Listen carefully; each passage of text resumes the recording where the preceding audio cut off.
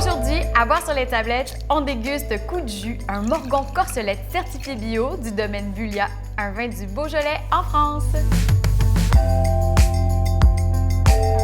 Vous êtes plusieurs à vous l'arracher à chaque fois qu'il revient sur les tablettes de la SAQ et vous avez bien raison. Le Coup de jus de Bulia est un vrai bijou et surtout pour le prix. Corsolette, c'est un des 6 lieux-dits de Morgon sur un terroir qui est majoritairement granitique, de roches de composés et de schistes friables. Bien entendu, c'est un 100% gamay en macération semi-carbonée qui a la particularité d'avoir été élevé et vinifié en amphore de terre cuite.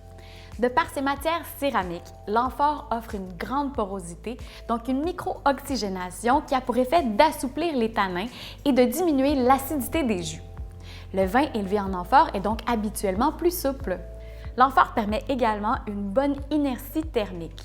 Le vin reste à une température plus stable et plus fraîche malgré les changements de température extérieure, ce qui offre une meilleure extraction du fruit. Finalement, la forme ovoïde favorise le mouvement brownien. C'est vraiment fascinant. En gros, c'est le mouvement aléatoire des particules dans un liquide. C'est comme un genre de bâtonnage naturel. Si on veut, la forme d'œuf contribue au gras et à la complexité du vin par l'autolyse des particules des lies. Alors, on résume, l'amphore permet des vins moins tanniques, moins acides, plus souples et plus fruités, plus gras et plus complexes. On goûte? Le nez est typique Morgon. On est vraiment sur des arômes de baies rouges, de griottes et de cerises. Plusieurs d'entre vous m'avaient demandé ce qu'est une griotte. Alors, une griotte, c'est une cerise surette, comme on en a beaucoup au Québec. Les anglophones l'appellent la sour cherry, contrairement par exemple à une cerise de France qui est plus concentrée, plus sucrée, un peu plus bonbon si on veut. Alors, un nez de griotte et de framboise fraîche.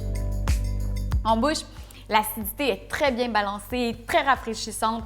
Sur le fruit qui est délicat et juteux, il y a une présence très légère de tanins poudreux qui viennent juste structurer le vin. C'est super agréable. Avec un vin comme ça, je mangerais un jambon sec ou des pommes de terre rates écrasées avec une bonne huile d'olive et un petit peu de fleur de sel. Santé!